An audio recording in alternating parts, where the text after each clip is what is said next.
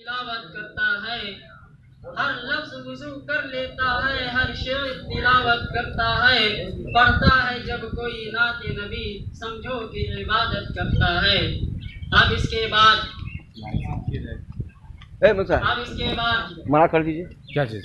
झंडा प्रोग्राम बाद। हाँ, झंडा लहराने वाला काम किया जाएगा और परचम कुशाई का अमल अभी होना है। मैं अपने तमाम आए हुए मौजूद मेहमानान इकराम से दरख्वास्त करता हूँ कि वो तमामी हजरात एक बार की झंडा कुशाई में शिरकत फरमाकर हमारा साथ दें।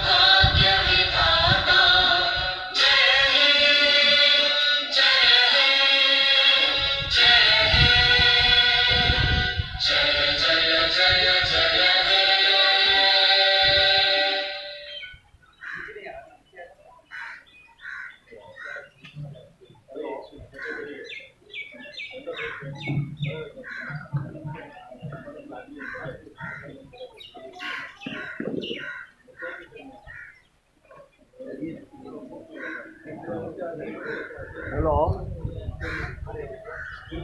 हाँ, कहाँ आ गए हैं? हाँ, तो उसके आगे वाला स्टेशन आइए।